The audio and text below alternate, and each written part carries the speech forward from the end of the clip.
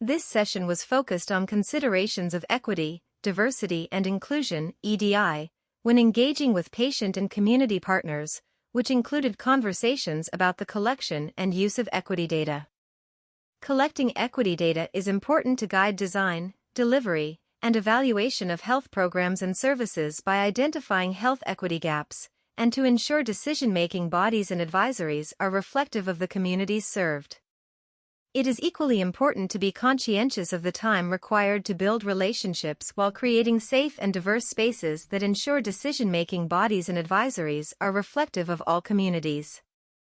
We want to acknowledge our support for Ontario Health's equity, inclusion, diversity, and anti-racism framework, which advocates for a commitment to represent and reflect the populations we serve at all levels of the organization, ensuring transparency with the safe and responsible collection and use of socio-demographic data. Ontario Health encourages Ontario Health teams to think critically about the questions they are trying to answer through their engagement efforts while ensuring distinct projects are including and engaging key voices at the right time, in a respectful way.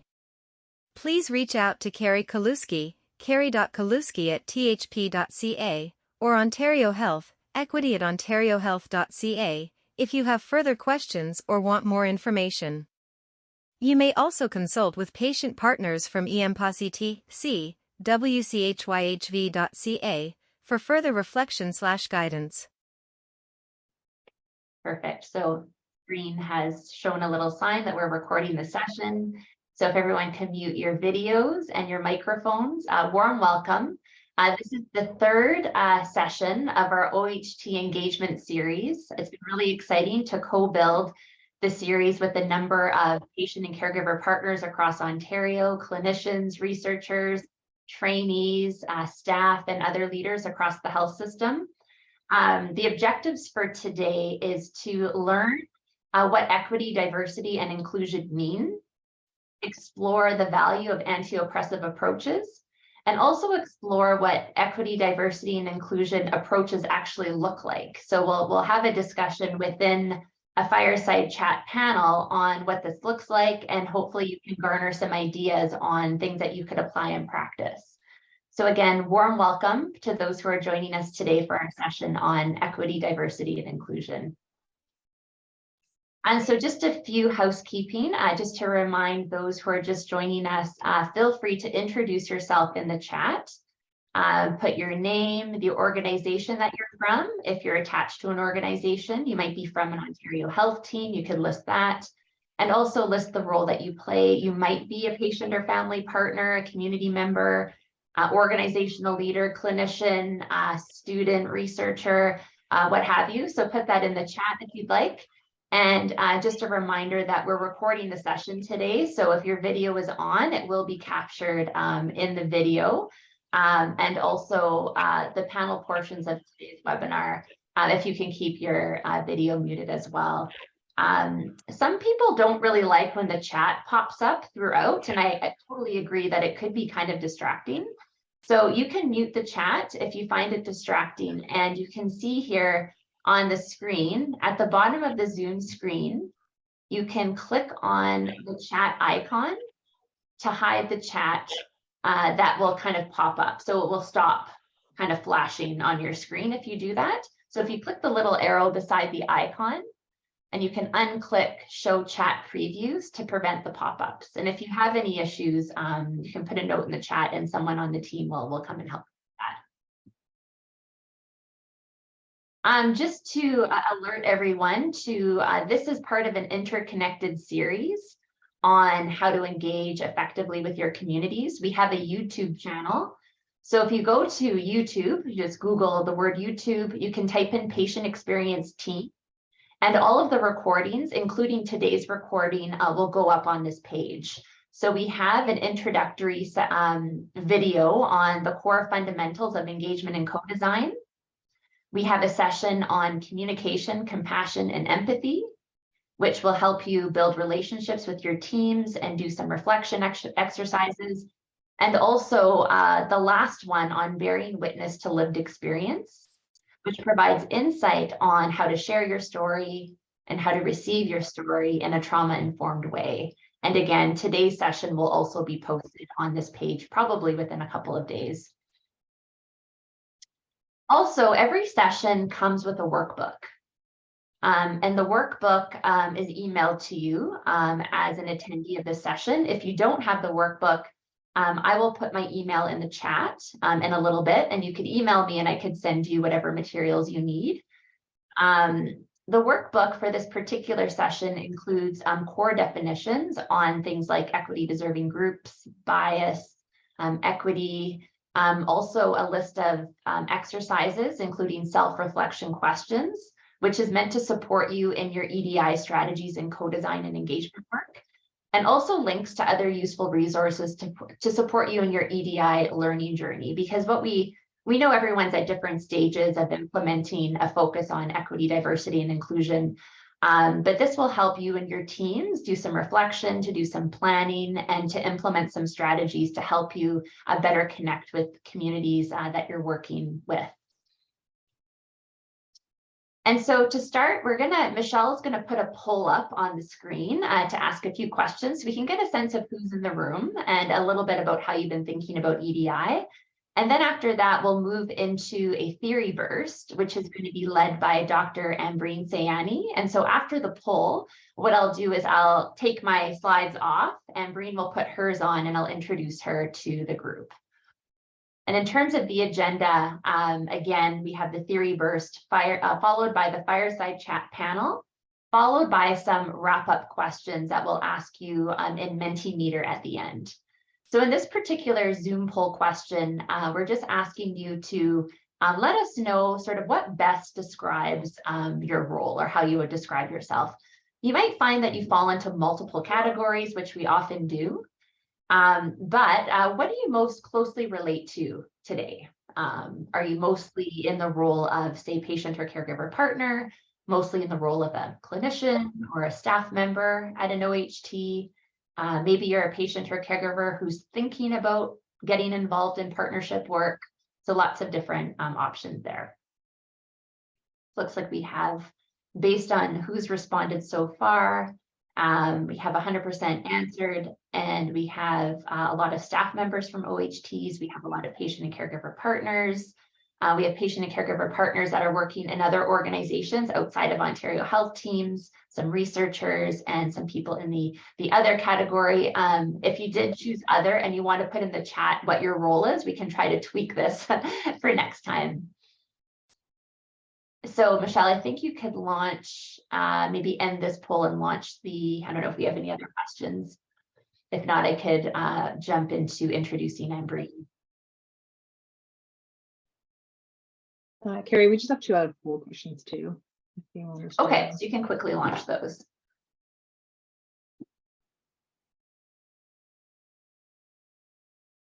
And I think you shared the results. Okay. And this is a bit of a broad question, but it's an important one as you think about engaging in equity, diversity, and inclusion activities. Do you feel you know what communities you serve? And again, thinking about all the diversity and the different facets of your community, how well do you feel you know those communities? And so we have just under half that say yes, about half that are unsure somewhat, and maybe there's some more opportunities to engage, and 6% that feel they don't know the communities that they work in, which isn't unfamiliar. We work in really broad communities with lots of different people from different backgrounds, different walks of life, and maybe haven't had the opportunity to engage as much as we'd like. And we're hoping that this session will help that. I'm going to stop sharing my screen, and I'm assuming you'll still be able to see the poll. I see Marcia.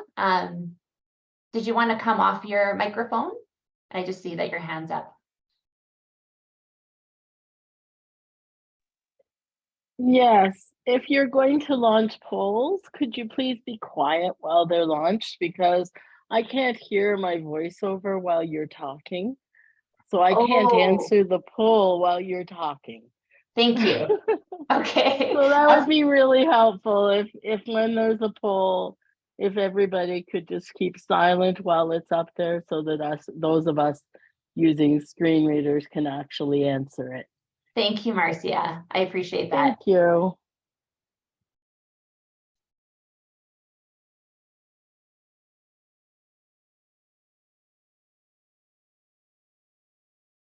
So hopefully, Marcia, you've seen this particular question. And Michelle, can you launch the next one? We have one final one, then we'll move on to the speaking portion, the theory burst.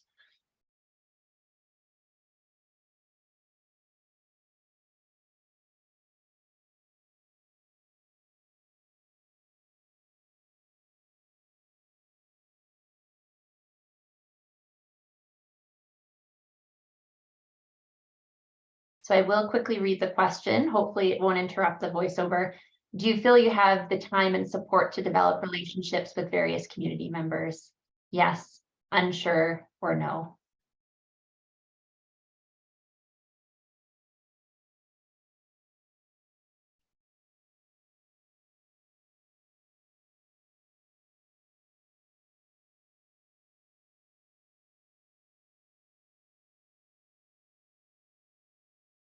So I'll just quickly add that it looks like it's pretty evenly split, about having the time to support the development of relationships. And I think we all struggle with that, and finding the time to make those connections and build those relationships, which is really vital.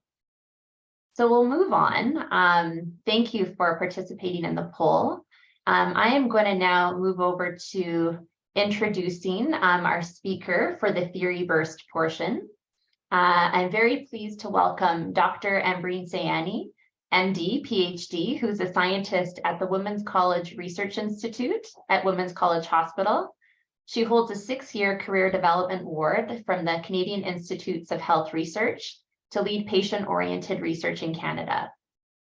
Dr. Sayani is a health equity expert advisor for the Canadian Partnership Against Cancer, a member of the Medical Advisory Committee for the Canadian Cancer Survivor Network, co-founder of Equity Mobilizing Partnerships in the Community, and her area of expertise is patient engagement, health equity, and cancer care.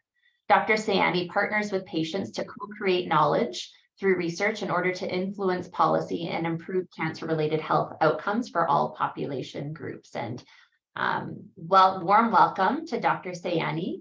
And we'll get her to share her screen now with her presentation.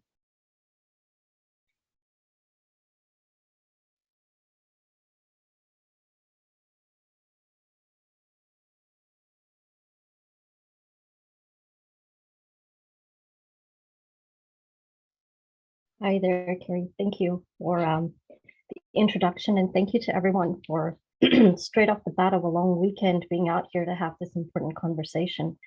I want to start with the land acknowledgement. I'm calling in from Mississauga, and please excuse my throat. It just kicked in at the end of the long weekend. It is the ancestral and traditional territory of the Wendat, the Anishinaabe, the Mississaugas of the Credit First Nation, and the Haudenosaunee. I am committed to respecting the Treaty of the Dish with One Spoon. The dish represents the land which we all share, and the spoon represents the tool that we use to share resources among the land. I respect that treaty, and I'm committed to preserving it myself and for my generations to come. So when Carrie asked me to do this theory burst, there were a number of ways that I could go about this. But I think it's such a complex conversation to have, and especially in a room with so many people, that we need to set our definitions straight. Let's all be talking about the same thing, be using the same terms, and have a shared understanding of what do these complex societal interactions mean in our healthcare ecosystem. So I'll talk to you about equity in health, the interaction between social and health equity, and what does that mean for patient engagement practices, and how can we really do transformative practice that'll promote health equity? So let's get started. What do we mean by the term equity, which ever since the pandemic has become such a buzzword? Everybody talks about it. Everybody's suddenly interested, and everybody's so committed to trying to do the right thing within their capacity. Looking at the number of the people on this call, I think there's a phenomenal interest to do this right.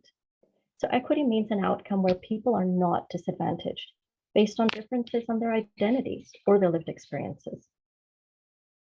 What does that mean for equity in health? Well, basically, it's the same thing, except it means that there are no differences in health status or mortality across population groups because of differences that are systemic, avoidable, unfair, and unjust. These differences occur because of differences in power, differences in access to resources, and differences in levels of prestige. Ultimately, this creates conditions of social advantage for some groups and conditions of social disadvantage for others. Let me give you an example just to clarify. When we talk about cancer rates in the elderly versus children, this is an inequality, not an inequity. I describe it as an inequality because age has a significant role to play in the predisposition to cancer. This is a biological fact, and it leads to those differences in outcomes. But when we look at breast cancer mortality in Black women versus white women, this isn't something that can be biologically explained. This is a social difference due to socially constructed norms, availability, access, discrimination, and opportunities. So let's tie some of these concepts together. Health equity is based on social equity. This is the rainbow model of the social determinants of health. As we can see, the individual really occupies the core at the center. How old a person is, their sex, gender,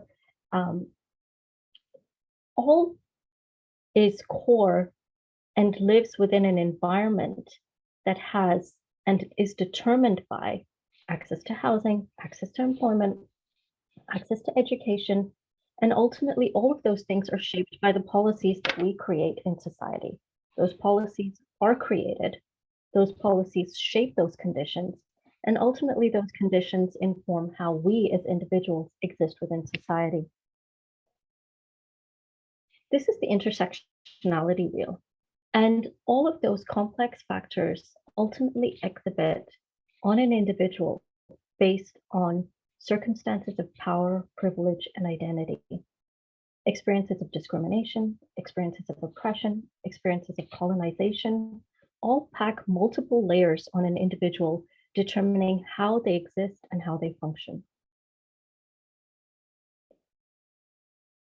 So ultimately, every individual, when you look at them with an intersectionality lens, occupies a variety of different social identities. These social identities will determine a number of things. The first is what's known as a social location. The social location is a rank order that an individual occupies on a hierarchical ladder of power, privilege, and prestige. I talk about a rank order because the higher up you are on that rank order, you have better availability of resources, better availability to access things that you need to further your health.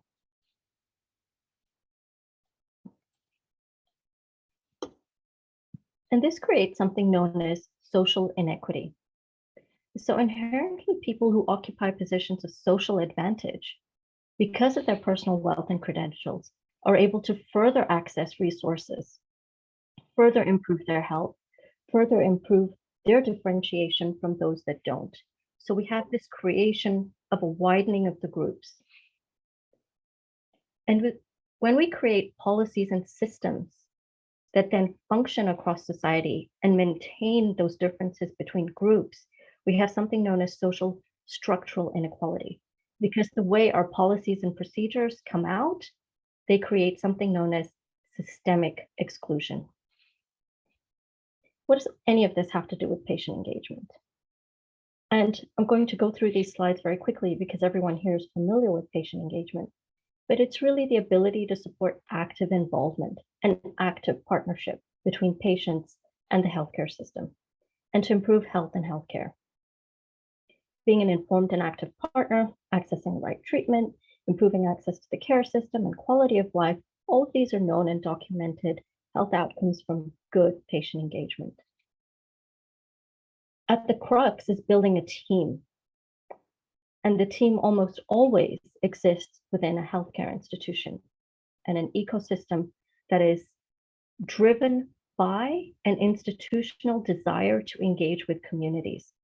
And therefore, when the institution determines this desire to engage with communities, how do we go about finding patient partners to join us at the table? Well, we will reach out to a PFAC or a pool of patient partners, or maybe tap someone who we know on the shoulder. The projects have been phenomenal, and patients have been partnered in really meaningful work. My question, though, is what are the assumptions made about the social location of patient partners in this model of patient engagement? And I would encourage you to think about the people that do patient engagement, the project or situation in which they're engaging, and the institution that is hosting the engagement.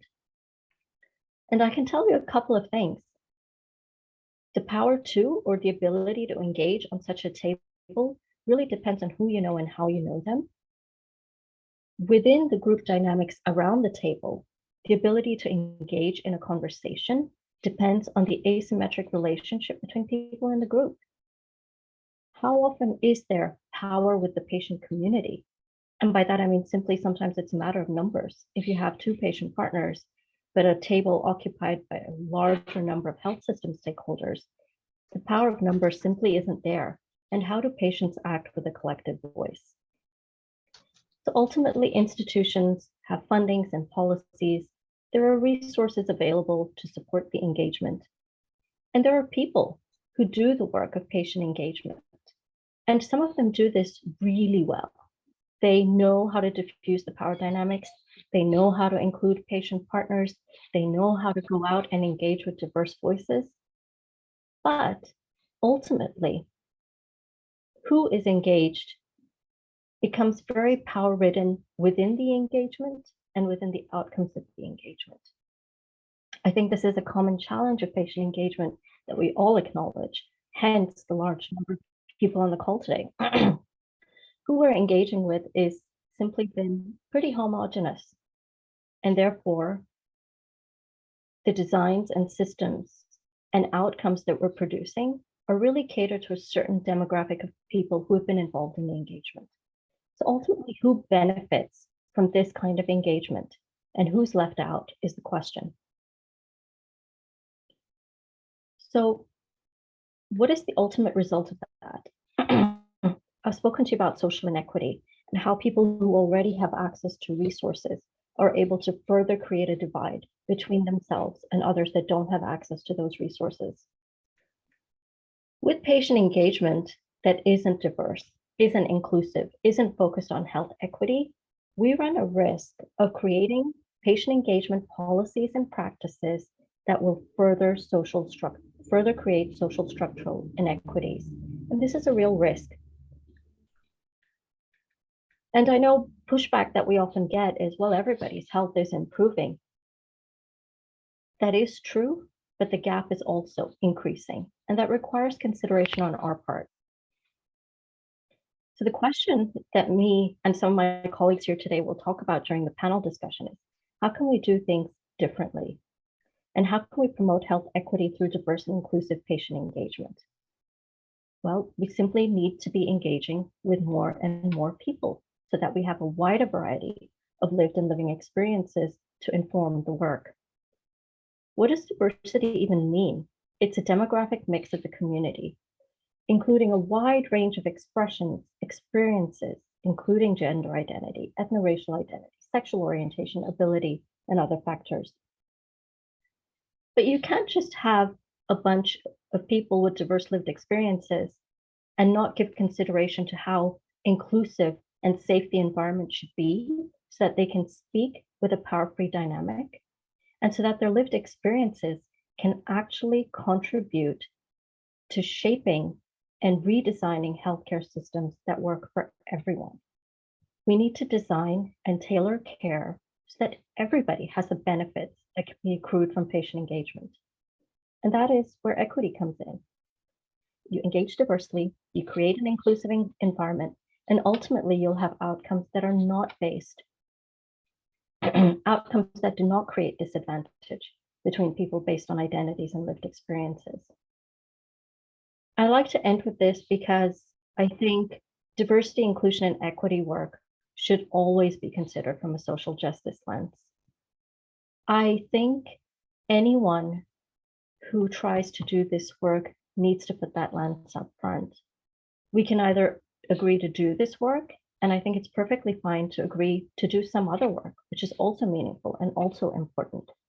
But once we put the cap of diversity, inclusion, and equity on, it is social justice work, and we have to think about social inequities, and we have to think about being inclusive so that we don't widen the care gap through exclusive patient engagement.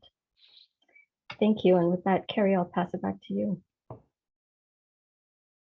Thank you so much, Ambreen. That was a fantastic overview of concepts and gets us really thinking in the right kind of frame of mind to have this really important discussion that follows. And thank you for those that are putting some ideas in the chat. These slides will be circulated afterwards. It will be emailed out by Michelle after the session for those that are interested. And I'm just going to put my slides back up for a moment so I can introduce the exciting panel that we have. Is this in full screen view for folks? Michelle, can you come off mute and let me know if it's showed properly? Perfect. Thank you. So thank you, Ambreen, for providing the land acknowledgement. I do want to add the ancestral acknowledgement here for the City of Toronto. Acknowledges all treaty peoples, including those who came here as settlers, as migrants, either in this generation or in generations past, and those of us who came here involuntarily, particularly those brought to these lands as a result of the transatlantic slave trade and slavery. We pay tribute to those ancestors of African origin and descent. Ambreen did provide a broad land acknowledgement. Given that it's Black History Month, I wanted to add this in again. So Theory Burst, thank you very much. And now we're on to a very exciting panel. I've already introduced Dr. Ambreen Sayani. Also very excited to introduce, and many of you will know Omar Khan, who's a panelist today, is a co-chair of the East Toronto Health Partners Ontario Health Team Community Advisory Committee. He has been involved with the East Toronto Health Team from near its beginning and has focused on meaningfully involving community in the healthcare system. He helps his mother, who has complex health needs, navigate the healthcare system. And he does the same in his work with newcomer refugee families. We're also joined by Elise Maybe, which I'm sure many of you know as a longtime patient partner and has been involved with her Ontario Health Team from the start until recently.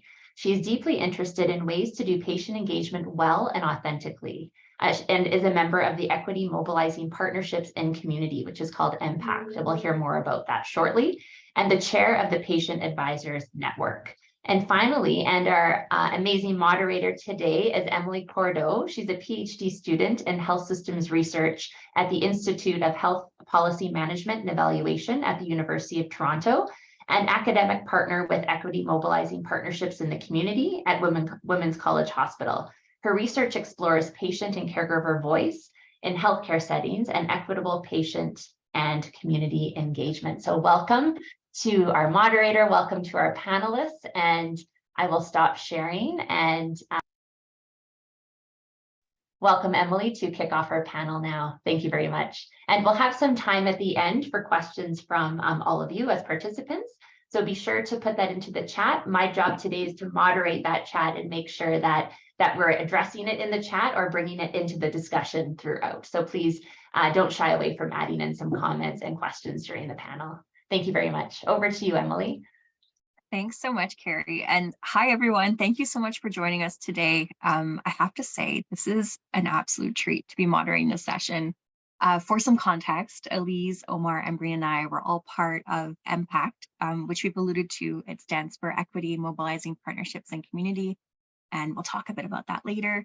But all is to say that really what you're joining with us today is a conversation among friends.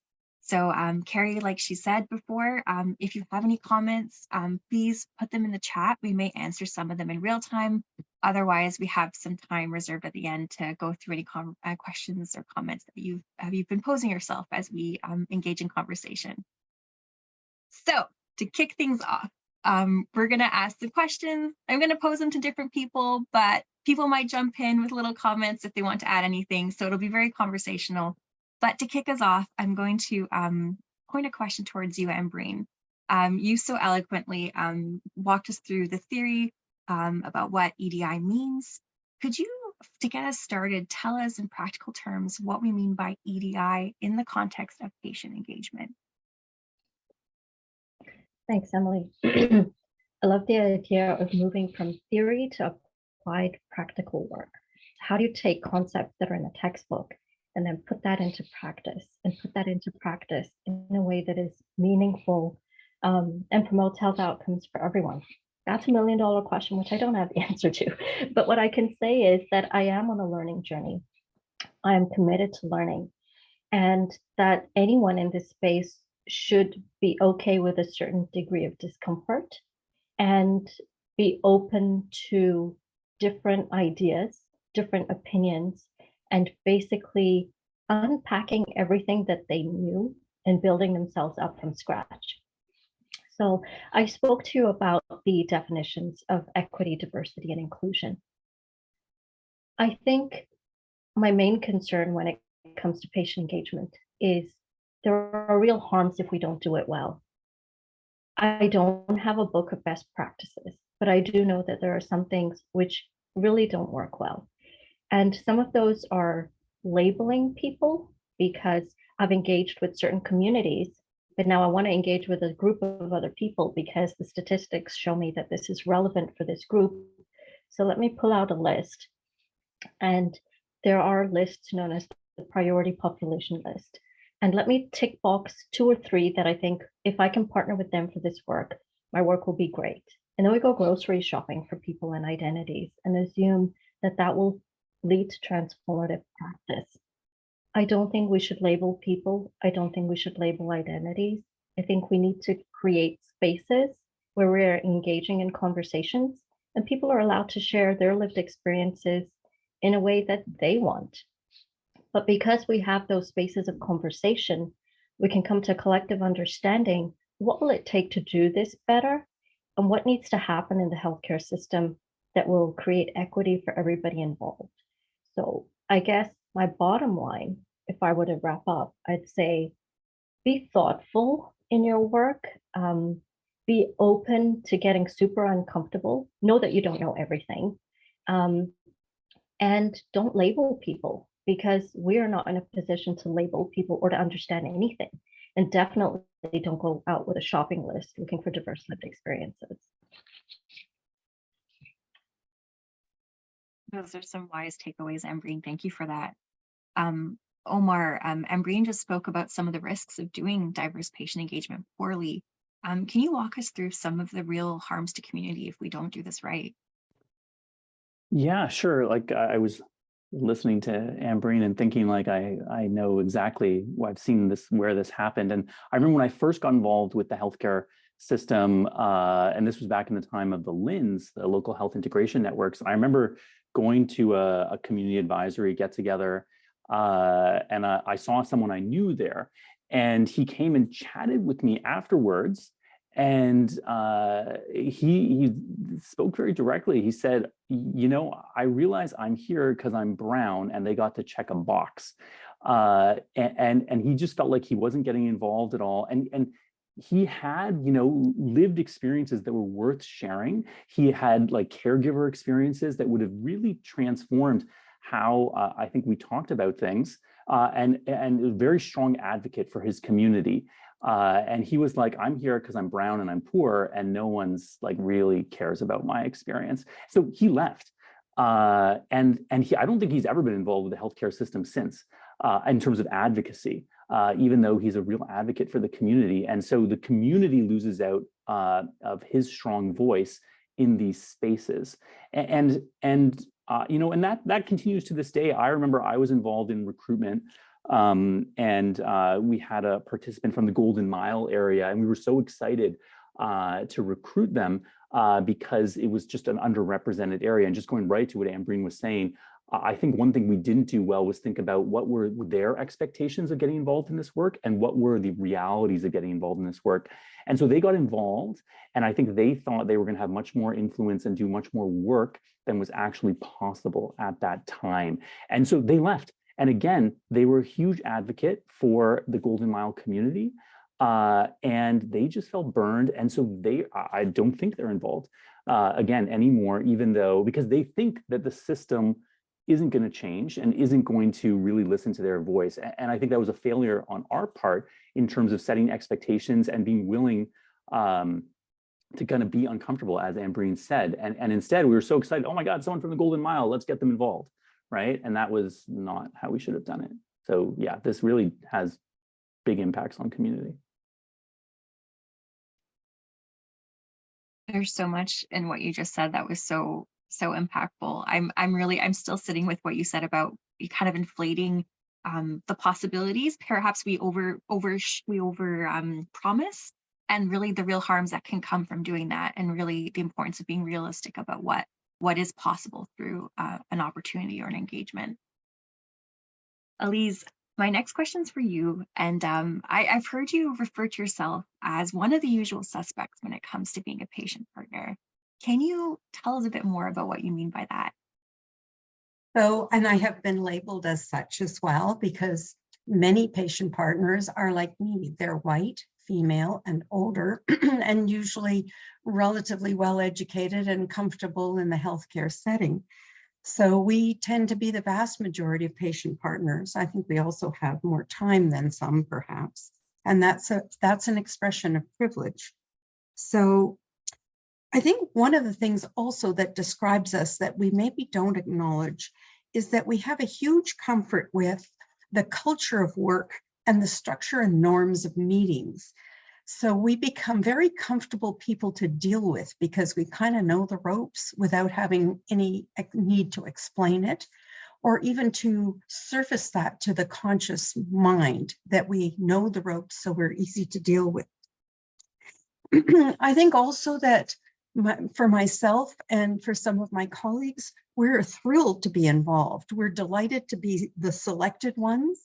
And I think some of us feel a little heady with the power that comes with being selected as a patient partner. So there is that.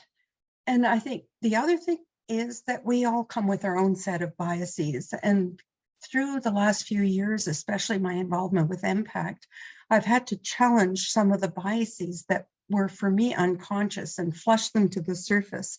And to Ambreen's point, it's an uncomfortable place to be, for sure, but it's necessary, it's humbling. And I think as a patient partner who's, quote, a usual suspect, we need to recognize that we have our biases as well. We also can be very blind to that fact and think that we speak for all patients. And therefore, we present like that sometimes, and we are received like that. And that then allows us to not hear from people who are not the usual suspects. So I think that that's the most of what I want to say on the subject, except that I've thought deeply about this. And I think as a patient partner who's, quote, a usual suspect, I also have a role to bridge and reach out. And that's part of what I've done in the work that I've done with Impact and elsewhere, is to reach out. So I would challenge any of the usual suspects to think about how we do that and how we challenge our own biases. Thanks, Emily, for the chance to speak. And Elise, thank you so much for those reflections. I think for folks who do identify as the usual suspects, there's a lot in there that's so helpful. You know, the piece around really reflecting on your own biases, your privilege, also the responsibility in terms of being an advocate and supporting others too. And I think you really spoke to those different dimensions. So Omar, just building on what Elise was just saying, can you give us some tangible examples of how organizations are actually diversifying the patient partners that they engage with? Yeah, sure. And, so I'm working with East Toronto Health Partners, right, as a community co-chair on their community advisory committee. And I've been doing it for quite a while. And I'm just smiling now because I remember Ambreen talking about checklists and priority neighborhoods. And in fact, I think that's where we started, right? With East Toronto Health Partners, there are priority neighborhoods that have been inequitably served over the years. And so the question really is not approaching those with just a checklist, but thinking about the whole community and improving the whole community. I think Sam had a really good comment in the chat about this. But you got to start somewhere, right? And so one thing I always say in all this is we're all building our capacities, staff and community members, and we stumble forward, right? And so I think one great thing that's happened recently, right, is the recruitment of community advisors has worked alongside community organizations, and that's really key. So if you're in an Ontario Health team and you don't feel that connected to the communities that you're serving, like there are community organizations there that are really well connected and trusted, and you don't start from scratch, right? You can start with these partners because and those partners have good relationships because, at the end of the day, we'll do good when we have good relationships. And I just want to say that some of those relationships have come out of, some of the things coming out of COVID have been like the community ambassador program that where those relationships got really strong and then building on those really powerful relationships. And that's not tokenistic involvement of community members, right? Like I really believe, community members have been invited, East Toronto Health Partners, to strategic planning sessions. They're at the leadership table, and staff spend extra time with community members, making sure they're prepared to participate in those areas. And so I think that's the other side of it, right? East Toronto Health Partners, I think, really knows that working with their staff is the key to realizing equitable engagement, right? Because who has power? Like Ambreen really talked about this, who has power in these relationships, these engagement relationships? It's the healthcare organizations, it's the staff at those organizations. So to meaningfully make change, to involve people with lived experience, you need staff buy-in, right? You need staff to say, yes, this is important. And you need leadership ultimately to say that they want to shift that power imbalance and give more power to community members to make the decisions that are right for their community. And in particular, right, involving those equity deserving communities that have been excluded because of structural racism, because of poverty, because of all the ways they're excluded. So like here, I would be remiss if I didn't give a shout out to Nina Pendevska, who's the community engagement coordinator, and she's out of Wood Green, but for East Toronto Health Partners, Nina's been doing so much on this, and Anne Wojtek, who's really the leader of East Toronto Health Partners. Like you need staff buy-in, and I think they've really bought into doing things better from an equity perspective at East Toronto Health Partners. And just to say to everyone, it's taken years, right? I was talking about how many stumbling blocks we go through, and we continue to go through, but we see the results, right? There's just like really, I think, more equitable access to healthcare. It's getting better and better in East Toronto. There are barriers for sure. I'm not saying it's like rosy and there's rainbows, but it's getting better, and it's built on top of engagement of amazing community members. So it's possible. Where I love that, really the emphasis on relationships and this notion that you need leadership buy-in, you need staff buy-in to really shift those power relationships, and that's where change happens. Also, you said stumble forward. I think I'm going to print that up above my desk. I think that's kind of like a life motto I should be living by. So thank you for that. So then this next question, this is for you, Ambreen. We've heard about some great approaches that organizations are taking. We also know, realistically speaking, that organizations struggle to do this right. Could you perhaps tell us why organizations have such a hard time doing this? I think organizations are like these giant beasts, right? To get organizations to move, to think differently, to function differently, it takes a lot of strategic alignment, long-term visioning, resourcing, and I think overall the commitment to do the work, right? And knowing that probably the tenure that you're going to spend in that organization, if you're a leader, you may not even reap the benefits of it yourself. This is long-term work. So that longer vision, alignment across everybody within the institution, appropriate resourcing, and visioning so that everybody's moving towards that same goal, the collective action piece. It all kind of builds in. Otherwise, we have institutions that are repeating the same things again and again. So we have time-bound funding, we have a 2-year, strategic goal, and then boom, we're going to redo the strategy again and have another goal. I agree with those, but I would call those mini goals. There needs to be the longer term 10, 15, 20-year vision, and we're going to kind of pass the baton on from one person to the other. Again, I love Omar's description of stumbling forward. That is what it is. We will make mistakes. We may not do some things correctly, and then we just need to go back and realign a little bit and then get going. Relationships are key. Institutions aren't set up for relationships. And to do this work in an equity-oriented way, you need to be embedded within communities and have those relationships so that people have conversations with you about things that matter to them. We cannot begin from a list of people, a 2-year agenda, and one bucket of funding and set off to do this work. I think that's just setting us up for failure. That may be part of a longer term vision, that this is what we have right now, but a transformative vision will align that into a bigger next step of what we will do from this. So maybe the first piece is really just getting to know people. Have tea with the people in your community, sit with them around a meal, or sit with them in their spaces where they work and live, or where they access healthcare. Be there, go to communities, and don't expect them to come to you. I do think there is scope for change, and institutions can think differently. Just because we have done things in a certain way doesn't mean we can't change what we've done.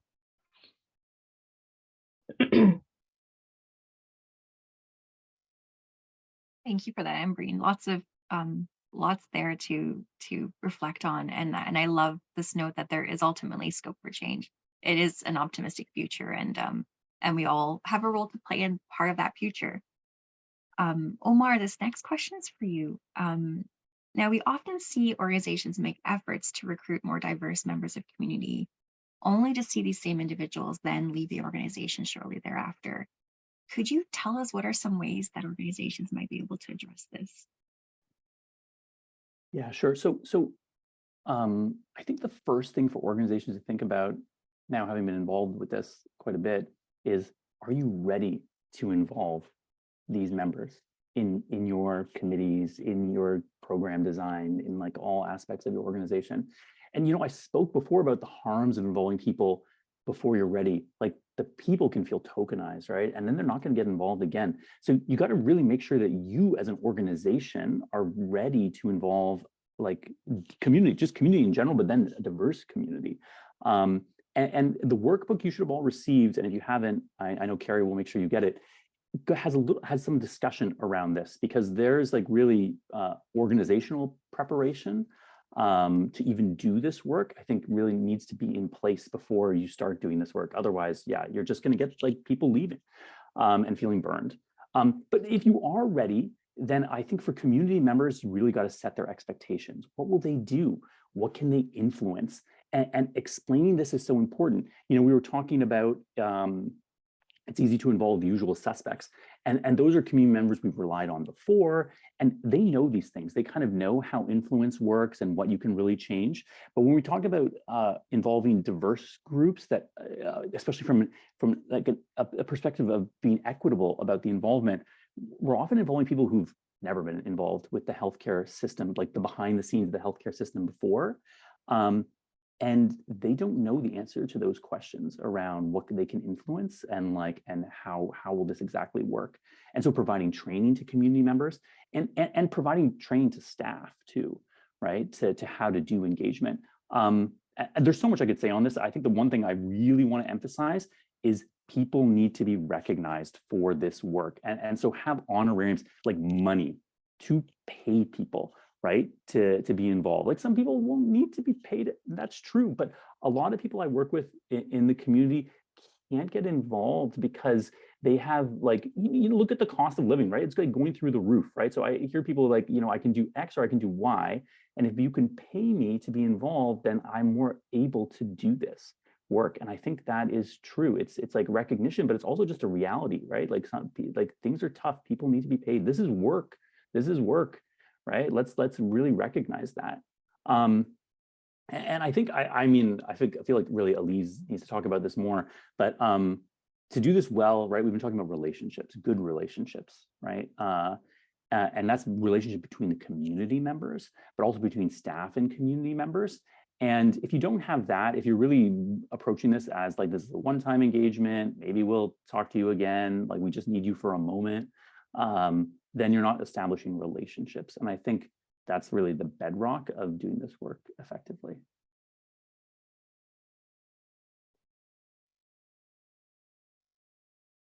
Well, Elise, this may be a great segue actually to talk about a bit more about one approach to relationships and to talk a bit more about impact, equity, mobilizing partnerships and community. In many ways, by its very design, it actually addresses many of these challenges that we've been talking about through this conversation. So Elise, can I pass it over to you to talk a bit more about impact? Thanks, Emily. I'd be delighted to. It's been one of the explorations of a lifetime for me, and certainly quite a journey. So a couple of years ago, when Ambreen and I first talked, we explored some key elements of engagement, which weren't seeming to work from either of our perspectives. And so one of the things that I felt strongly, and it seems to be a theme in all the things we're saying here, is the relationship building aspect. And in my experience, and I've been engaged as a patient partner since 2011 all over the place, and for myself, just even as a usual suspect, if you will, the thing that I've found distressing is the transactional nature of my engagements in many cases. People will call me up, we have this project, it goes from X to Y, we want you in, you get involved, you develop the beginnings of some relationships, and then boom, you're done. And so how do we move away from that? And how do we move away from a purely HR approach to managing patient partners, for instance, where you recruit them, you orient them, you put them on a project, and so on and so forth. It's very, very HR focused, very transactional, and it is not, or it risks not being really relationship focused. So we may need to adjust some of those practices. Some of them are very necessary, but they need to be mitigated with the focus really on developing relationships. What do you do with your patient partners who've been involved in a project that no longer exists? Are they still part of your community? Do you have a program or a process by which you still include people in that community? So that's one thing. And then anyway, when we got, let me get to the impact part. So we started with talking to people we already knew who came from various different backgrounds. And we said, okay, if we want to have a space that's really inclusive for everyone, what would that look like? And in essence, what we ended up doing as a co-creation was creating our own table. And that was a community table of people with various different lived experiences. And then healthcare people come to us with their projects to ask us for a health equity lens. And that was the work that this group decided, and we evolved organically, just talking with each other. We wanted to see health equity, so we formed a table where people could come to us for a health equity lens. That has some interesting components, because we've talked a lot about power and the power imbalance that is just structural within healthcare. Since we have a table of about 17 people, and the people who come to us are one or two, the power imbalance rests more with us, which is different than it has been traditionally. And that has been a really liberating experience. We've also spent time within our group to get to know each other as people. So the trust and the relationships within the group are very strong. We're not a bunch of patient partners who are just thrown together for a particular thing.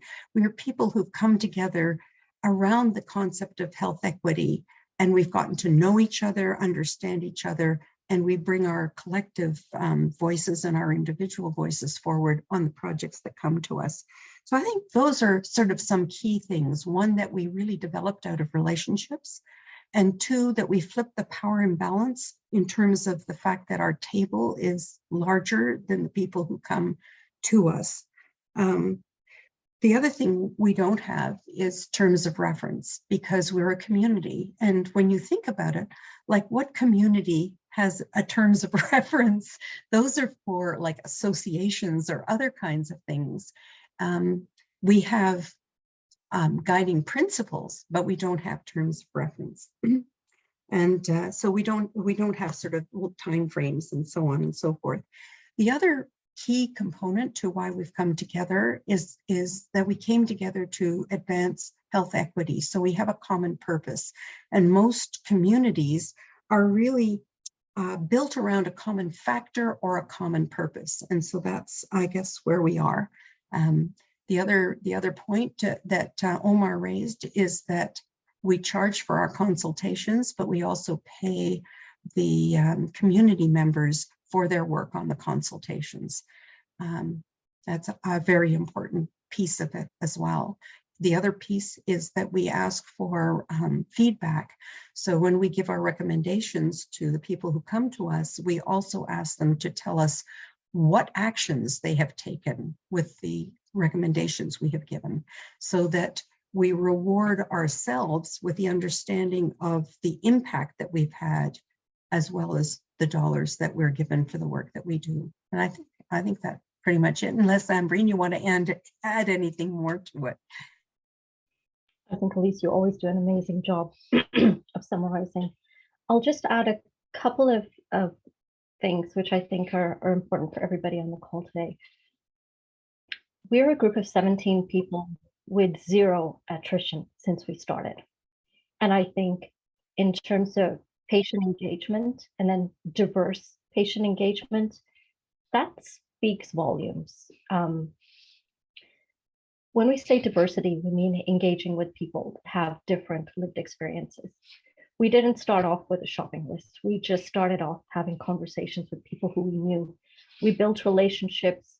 We clustered together, tapped from one person to another, growing as a community of people who are advocating for better health equity, better access to care for everybody involved. I know Elise and Omar have discussed this, that you can find diverse people, but how do you keep them engaged in what you're going to do? How do you build that inclusive space where people want to stay, where they feel safe to stay, where they feel they're provided meaningful enough contributions to want to come back to that table? I'd say there are 2 pieces. And again, Omar alluded to this. It's the people within the project, but also the people, it's the patient partners themselves and the patient partners in the health system. So we have a process through which we engage with patient partners and onboard new partners to the project. But we also have a process of coaching anybody within the healthcare system who wants to engage with the people in the group. We actually coach them on how to speak to everybody and not speak academic or healthcare system language. And then we build, we also coach them on how to, just be more authentic in how they express themselves and what they say, and which parts of their project are amenable to change. Elise and I have discovered very often people don't really know which parts of their project are open to change, because if it's not open for change, why do you want to consult with people? So we help them figure that out. We help them speak in general, normal language, and just speak more authentically so that there's meaningful outputs from the engagement. So there's the diversity and relationship piece. There's the inclusion piece. And then ultimately, because Impact is focused on improving health equity, the outcome should hopefully be improved health equity across the projects that we consult for.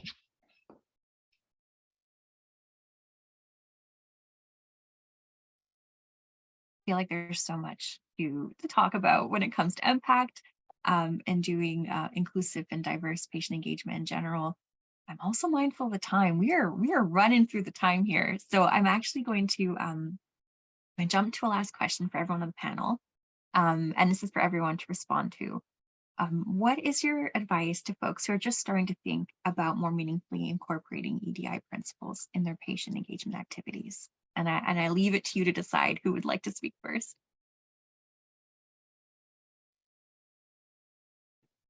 I can go first. So there's so many things, but I think one thing is time. Take time, be patient. I think to the staff, I'll say, you're often running on like really intense timelines. And like one of the things you need to do is engagement. And you're like, oh my God, I need to engage. And I have like 1 week to figure that out. And you're freaking out. So it's going to take longer to do it well, especially with diverse populations who aren't often included. And so you need to figure out how to find that time, like talking to your management, talking to the people in power, so you get more time to do this work, because it takes time. And then to the people who are more involved, like me on the CAC level, like where you're trying to bring more people into your community advisory committees, you're trying to bring more patients and caregivers into these committees. That is also, that takes time too, right? So to establish those relationships, to explain what this is about, it doesn't happen quickly. So none of this happens quickly, and foregrounding that and being honest about that will yield. But it does take time, but it will really yield results. Because if you rush, you're going to burn people, and people won't want to get involved with your organization in the future. So take that time. I'll stop there. I'll jump in and let Ambreen have the last word. I totally agree with Omar. In this day and age, we forget that things take time, and we maybe have learned a little bit more during COVID to take a deep breath and take time, but we really need to exercise that. But the other piece of it too is, what does it mean to have a relationship? What structures, what activities, what do you do to keep building a sort of a community when you're not involved in a specific project? So I think I will just leave that as a sort of a niggle. Think about that. Think about what that means on an individual level, as a staff person perhaps, but also sort of as an OHT community, if you will. What is it to include people in the OHT community, and how do you do that? Okay, and Breen, I'll turn it over to you for the next. Thank you so much, Elise and Omar. I've learned so much from these two champions over the last 2 years. And I think that's a piece of advice that I would give everybody on this call today. So if there was one word you would go away with today when it comes to equity, diversity, and inclusion in patient engagement, the one word is relationships. I've known Elise and Omar for almost 2.5 years now, and I think those relationships are so key in terms of not just the work that we do in diverse community engagement, but with each other. I mean, I know Omar and Elise are going to stump me the moment I mess up. And now that Emily's joined us for the past year, it's the four of us. We will call each other out and say, that wasn't cool. That really didn't work well. Or how about we do it differently? And that is so important, because you can't do this on your own. You can't be expected to understand all those dynamics on your own. So build your village, know your relationships, know who you can count on for that real advice to keep moving forward. Don't be afraid of mistakes. But in terms of real concrete things for patient engagement, I would say engage with people and not identities.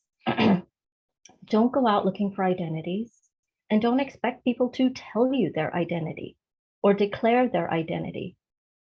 Of what purpose is it to know a person's identity? We need to think, how important is it to know who they are, rather than what change they want to make to the healthcare system?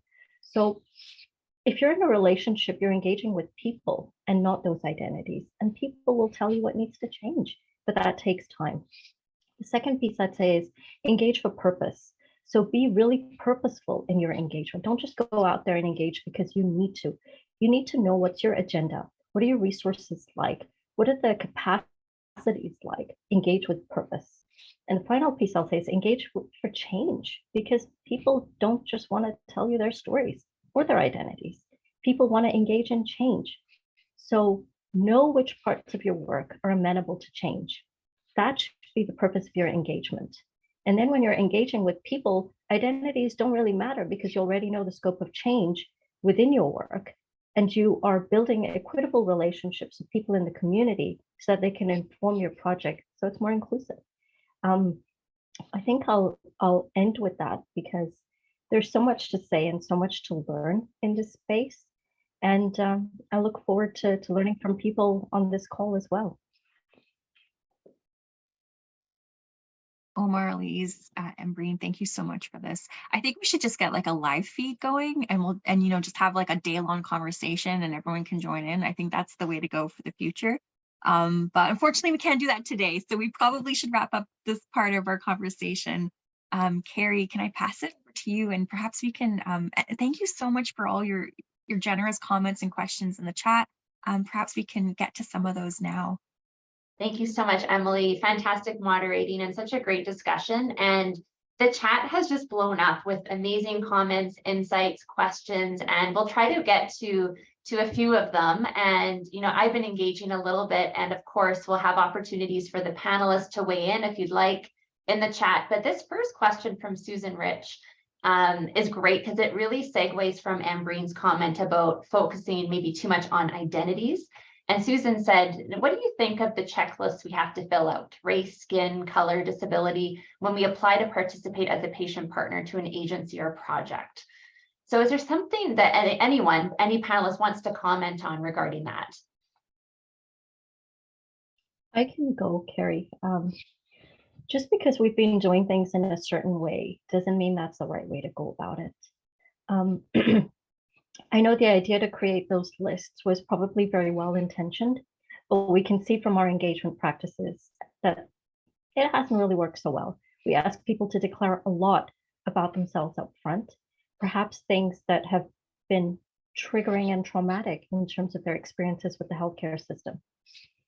I do think if you are based on relationships, there is no need. A key part of how we function in Impact is when healthcare system stakeholders come to the table for engagement, they don't know anything about the identities of the member in the group. We have a web page where people describe themselves.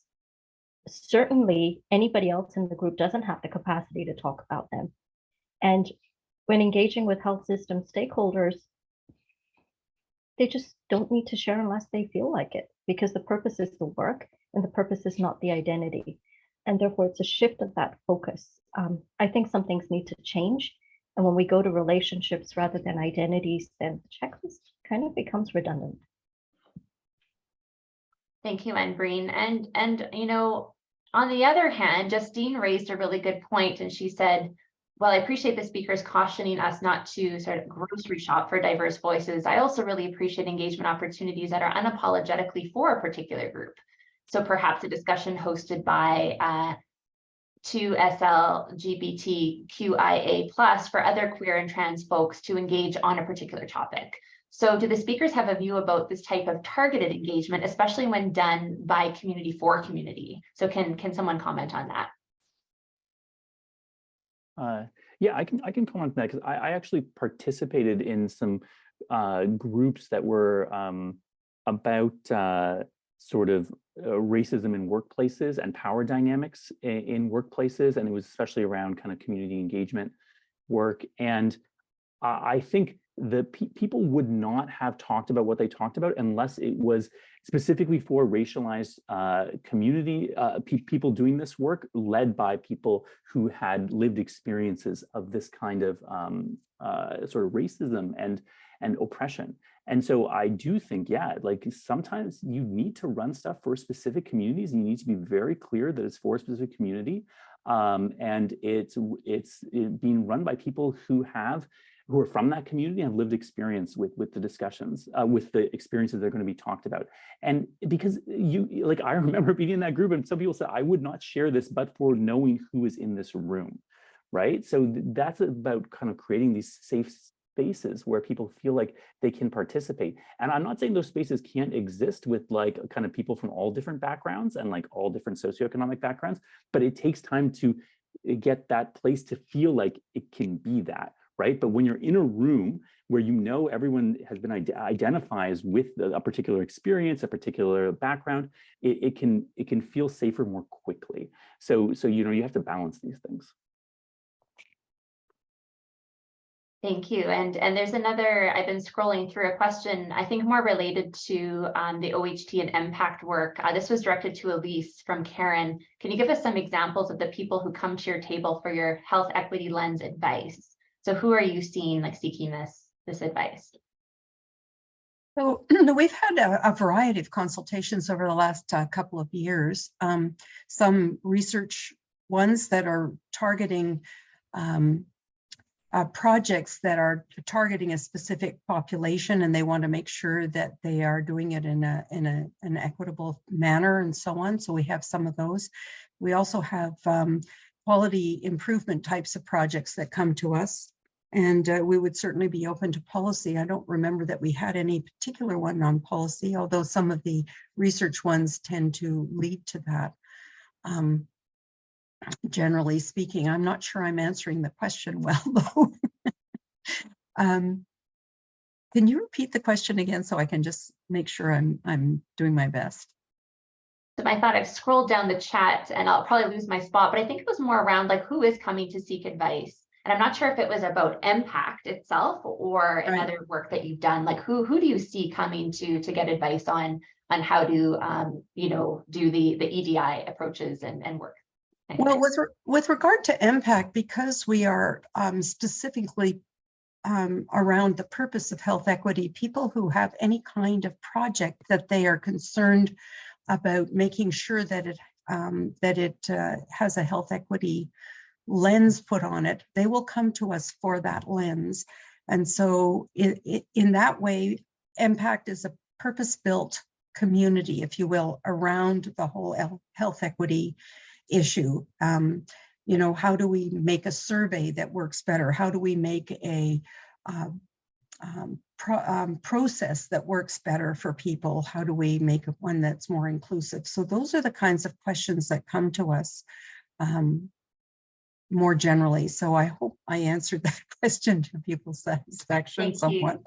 Thank you so much, Elisa. And this is another great question from, it's either Shauna or Shanna, sorry if I'm not saying your name correctly. It's about the impact of rurality and remoteness on this process. So here in Northern Ontario, she said engagement with far north folks is important, but there are so many barriers. So any advice or ideas on that from anyone in the panel? I think I can go. There are two pieces to that. One is, again, like Omar said, knowing the community organizations that are really well connected locally can be a good way to start building out those connections. The second piece is something which we stumbled upon because of the pandemic. I've traditionally done community engaged work, but that has meant breaking bread with people, sitting with them where they are, talking to them in their settings. We started MPAC during the pandemic, and we just didn't have that opportunity at all. We really banked on prior relationships that we had going back 8-10 years. But then there was a bucket of money to have devices purchased and sent out to people. And the virtual engagement piece, I can't tell you. I mean, I never knew that it would work so well because people can log in from wherever they are. They've been enabled with a device. We've been trying to get better Wi-Fi access for people where it matters. They can switch on the video if they feel like, they can keep it off if they feel like, they can switch on their audio, they can just chat. The way it has worked has been, I think, a tremendous learning for myself in terms of how do you build a community of people across Ontario and learn from them and not be structured by confines of transportation and, you know, the physical aspects of engagement that virtual spaces can disrupt. Thank you so much, Ambreen. And I'm looking at the time, and honestly, as Emily was saying, in these sessions, I have no idea. It feels like 5 minutes go by, and you know, all the great content, we're just digging in, and we could probably stay on longer. But we do have some reflection questions that we want to bring out to all of you today. But I first wanted to really thank the panel, our moderator, you know, all of the great content and work. And the workbook was curated by many people, all acknowledged in the book. So Junie from our team is going to launch a Mentimeter, and with that will be a code that you can punch in. So thank you. So if you go to www.menti.com, you will punch in the code 7979785. We have 3 really quick questions for you to respond to, just to kind of get a sense of what was helpful, what stood out for you in the session, what you'd like to learn more about, and also how you might think about applying this work to your own organizations. And I know everyone's on a journey. Everyone's at different stages in terms of the community engagement work that's being done. But please, you know, go ahead, punch in your results, that it will populate on the screen in front of us, and we'll get a little curation of people's ideas here. So what stood out? Don't label people, seek out relationships rather than identity. Don't expect communities to come to you, go to them. Relationships are key. There's a lot of work to do to be ready for good community engagement, learning about the work that is being done at the table, so going to communities. The process of inclusions takes time and requires patience. So Junie, you can kind of scroll down a little bit. Thank you. Looking at scenarios for bias to challenge staff. And in the chat, someone mentioned something interesting about doing a bias assessment of staff, which I think is a really great idea. And I'm not sure if organizations are doing that. Relationships take time, be flexible. The importance of taking your time as an organization and building the relationship intentionally and thoughtfully, knowing, that you know, won't happen overnight. How much we have learned and accomplished in a relatively short amount of time, relationships. Seek out relationships rather than identity. I love that. That is such a powerful statement and perspective that's going to stay with me.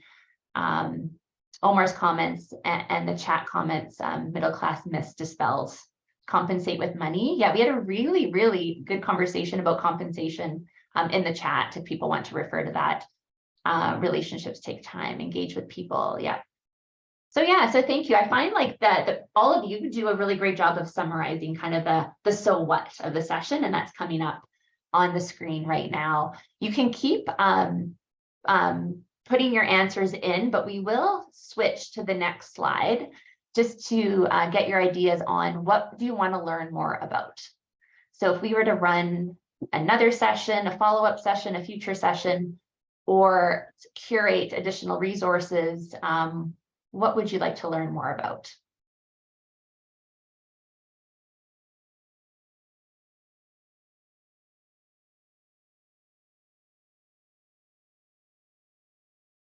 Governance and funding, everything. Yeah, I feel the same. There's so much to learn. A session entirely on compensation, that would be really interesting.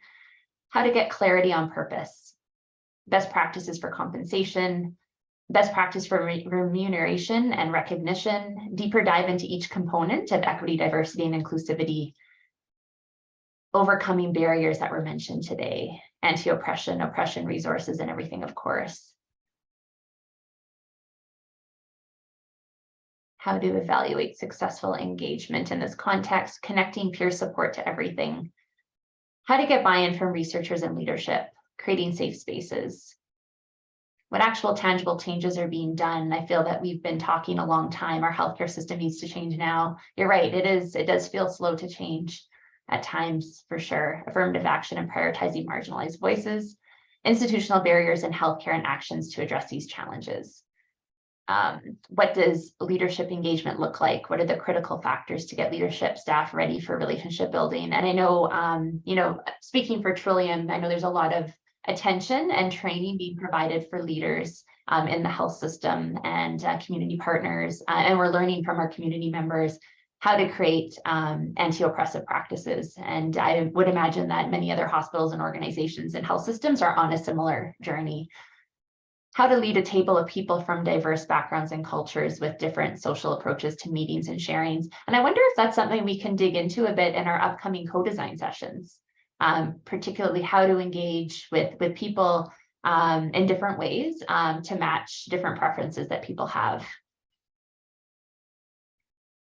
Okay, so now keep your responses coming, but we will move to the final slide. This is a tough one. It's a bit of a loaded question, but provide one concrete example of how you will use this work in your OHT related activities, or even like a concrete example of what you want to move ahead on. Maybe it was inspired by today's session, maybe inspired by previous learnings and connections that you've had with your communities. But what would you really like to move forward? Is how I will slightly reframe that question. Patient recruitment being more diverse. Make OHT members aware of these resources and share them. Absolutely. We do put, we have our YouTube channel. We also have, we're sponsored by, we're one of the kind of partners, educational partners through the RISE platform. Which I don't know if someone can quickly put the RISE platform link into the chat. It's where this session and others are advertised. And there's a lot of a curation of resources there. But we do need to get our workbooks out there because we send them to participants, but we need to post them so people can go and grab them when they need them. Frank discussion on identity versus labels. Yeah, developing a relationship-based development strategy for engagement across the OHT. Challenge OHT leadership to model relationship building, ensuring that peer support is embedded in as many services as possible. Agree. EDI training for all staff and volunteers. Yeah. Ongoing check-ins with patient members to ensure they feel heard and a true participant in the work. Advocate for the collection of socio-demographic, so identity data against the advice of this group. I think this is vital to ensuring marginalized voices are heard. Yeah, I think, there's different ideas on whether or not and how we collect information on people's backgrounds. Develop ways to engage across organizational staff and EDI education. Patient partner mentors, absolutely. I think there's an opportunity there for leadership, and there already is a lot of leadership in patient partnership work. I know Elise and I have talked about that in the past, and I often look to Elise and Omar and others for their leadership and direction in the space. Develop initiatives to recognize the value. Yeah, we talked before a lot about compensation, but value is obviously a bigger concept that we could explore. What does that look like? How do we help people making sure they feel heard and welcome and appreciated and in the way that they feel is appropriate? So having those conversations on what that looks like. Ensuring engagement opportunities are always paid. And there's a note here about land back, changes needed, transformational change. Yeah, we have a lot of work to do, and I think we've made some progress, and I'm so grateful for the leadership of folks we have on the line today, for all of you, for all of your fantastic ideas and thoughts. Keep these responses coming. I am going to quickly share my screen one more time very quickly, just to do some very quick but important acknowledgements. So I'm just going to go to slideshow one more time. So we'd love to get your feedback on the session, on what you've learned, what you want to learn more about as an extension to the Mentimeter that we had. So we do have a QR code here that you could put your phone up against, and when you click on it, you should get a link to fill out the survey, or at the bottom of the screen, you can click on, you can, I guess, cut and paste that into your browser, and maybe someone can put that in the chat to fill out the survey that way. And when you do exit the session, it should pop up as well. So I'll just leave that on for a couple of moments. As you do that, so if someone can get that link into the chat, I am going to quickly do some acknowledgements, but first note that we do have another session coming up on March 21st, leaning into the challenges, exploring some of those tough moments of miscommunication and conflict and how to co-develop resolutions. It'll be a really exciting session. Here's the link. It will be posted on the McMaster site where all of the OHT resources are posted. So it's the RISE platform where this will be posted, and I'll get someone to put this link into the chat. Acknowledging a lot of people, really important, but often behind the scenes making this work. Michelle Marcineau, Junie Beck, Harpreet Singh, who helped us really launch the series, is now no longer on our research team officially, but a huge support. Our funder, the Ontario Strategy for Patient-Oriented Research, McMaster's RISE Network, Patient and Family Caregiver Engagement and Partnership Community of Practice, the Ministry of Health, the OHT Family and Caregiver Engagement Supports Working Group. So we end all of the patient caregiver partners and leaders who helped us put the session together, and the advisory group members and curriculum design support who put in countless hours to support the design of all of these sessions that you have been getting each month.